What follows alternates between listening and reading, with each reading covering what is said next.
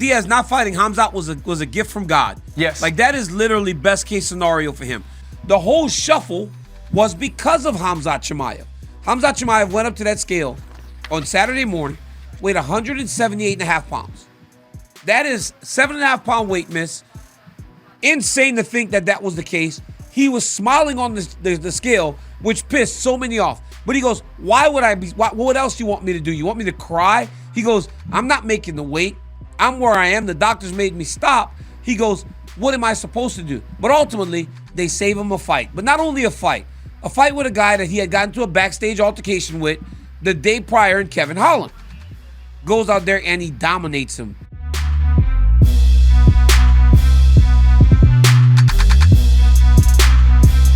Tony used to get away with all of this shit. Like, I think that you're just seeing it slow down a little bit, so it's more obvious. Like, that it's not, you know, that's why I say, like, the basics just aren't there, right? So, but the things he used to get away with, he doesn't get away with anymore. And that happens to everybody. It's not even a knock on him at all. It really isn't. Part of the fight. It's just Father Time is undefeated. And, you know, if you tuned in for the first time and I told you you're going to see two of the greatest lightweights or welterweight, well, I know they fought at 70, but two of the greatest lightweights fight, you're looking at me like I'm out of my fucking mind after that fight. Like, what are you talking about? That's where, whatever that means, that's where I'm coming from. But absolutely love both guys. It's not even a, you know, Nate, I'm just happy for him because it looks like he's happy. He's getting out of his contract and, you know, he's doing the right thing, right? He didn't even burn any bridges. He's leaving the door open. He spoke very well. And that's it. The guy's a good dude. And I'm sure everybody wants to see this kid succeed in whatever he's doing. But as far as the fight, it seemed I think I texted John. It was a little sad to me. I don't like that stuff. Because, yeah, you know what I mean? Because I'll tell you who they're never going to say that about. Khabib. That's who they're never going to say it about because he got the fuck out on top. He did the hardest thing possible. He walked away on top. That's hard.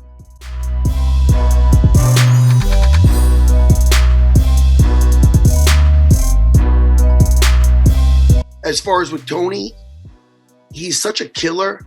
Nate Diaz might be the only guy on the whole fucking roster that he respects to the point of what you're seeing.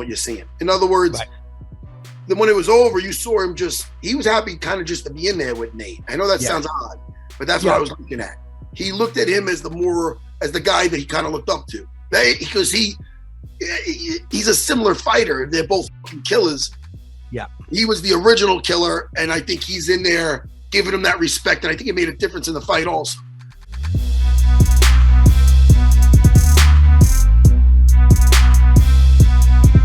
We trained that kick a lot, so yeah, I'm glad it came out this night.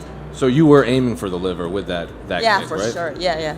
Aurelian Aldana looked phenomenal. The only, she looked phenomenal in round 1, let's be honest. Not so phenomenal in round 2 and 3, but the finish, very unique, a little bit different. Question. So who was it? Joe Rogan says, is that something you trained in training camp? So yes, it is. I don't know if it was. I don't know. I mean, you train up kicks. You do. You train up kicks. You put one foot on the knee, and then that kind of, you propel yourself up from that and then fire your other leg off. You know, you always train up kicks. They're a devastating technique. I don't know about... Hey, God bless her, though. She threw a shot. It landed. It fucking dropped Macy Chiasson. She doesn't want to undermine her own knockout victory or TKO victory. So I get it. Good for her, man.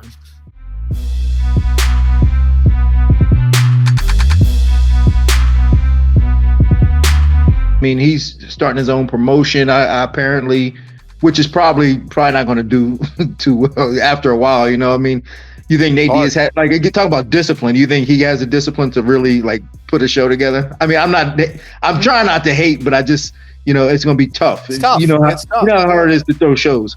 But I think Nate lives a good life, man. I think he gets done with this and just lives a good life. You know, he'll probably box Jake Paul. Yeah. And you can quote me on this. I have a feeling that he's going to step in for Anderson Silva on the 29th. Wow. So that's my prediction.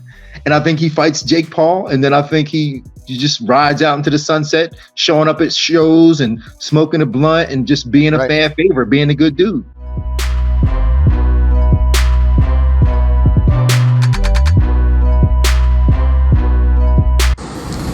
As mostly I already know, Giga got hurt, and I wish him the best. I hope he has a speedy recovery. As for Saturday, I won't be fighting. As soon as I get some scheduled, I'll let y'all know. But if you're tuning in and watch me on the co-main event, it's not gonna happen. Hopefully, we get something scheduled pretty soon. But for now, that's all the updates I got for y'all.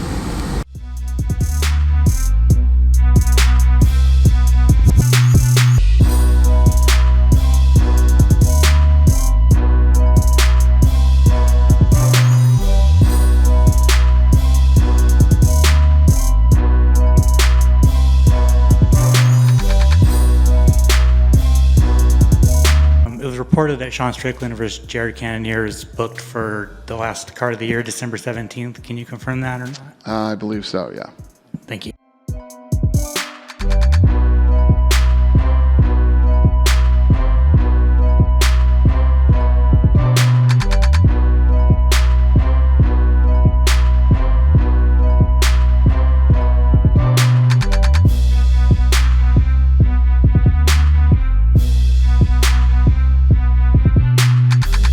Alex Volkanovski says he wants to be back up for the Abu Dhabi main event between Charles Oliveira and Islam Makhachev. You any interest in that? Sure.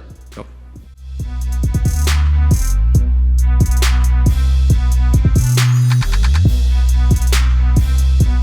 I think that that stylistically is one of the toughest matchups out there.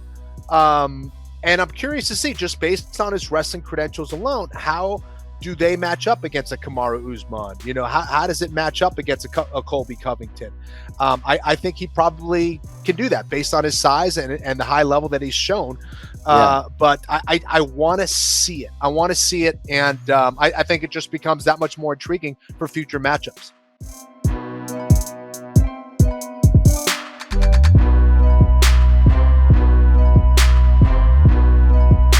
Kevin Holland was a game fighter. Kevin Holland is dangerous. And Khamzat walked straight through him. Kevin came to me after the fight and said, "My God, this guy's the real deal." He said to me, he was in the cage. He goes to me, he ain't a joke. This is the real deal. He's good, man. Mm-hmm. He's good. And he's like, I've been telling everyone, I said to him, but you're a warrior, I said to him. You're a fucking warrior, Kevin. You had the choice not to take the fight. And you took the hardest guy that you could find for you. Like, hat off to you, because you got balls. Like Kevin was like, and Khamzat were talking. Oh, that is a show. It's a show, like Ariel. Yeah. The guys love each other. It's a show, you know. After the fight, they hug each other. They like say hello, yeah, let's go, whatever, you know. This is a show to sell the fights. Is a show like to bring the pay-per-views in. Like, I don't get involved in that stuff. Like, let the guys sort that out. Like all the beef and all this that's happening. Like what's going on between them. But Kevin was honestly up for it. He wanted to make a name for himself as well, like in the welterweight division, and he wanted to get ranked, and he took a chance. And that's why I'm saying that Kevin's a warrior, because he took a chance willingly. He took a chance, like, and he put himself in the position either to make or break. And respect to Kevin. Like, and I was more worried about the Kevin fight, because Kevin is he's tricky. Okay, he's no wrestling about and all this, like, but Kevin is tricky. Like the way that he knocked out Jacare from his back, the way that he was like, Kevin is like, he's a slippery customer, you know. So I was more worried that we didn't prepare for that fight in that way. So I told Khamzat, listen, like, if you let Kevin grow in the fight, he's gonna grow, and it's gonna become difficult. So directly when you get out off the tracks on him, directly on him. Like, just get him directly. That's what he did. He got him, and Kevin was scrambling the hell out of himself, like turning, twisting, and trying. But once he gets you, once the wolf's teeth sink into you, like, you know, there's only one way from there.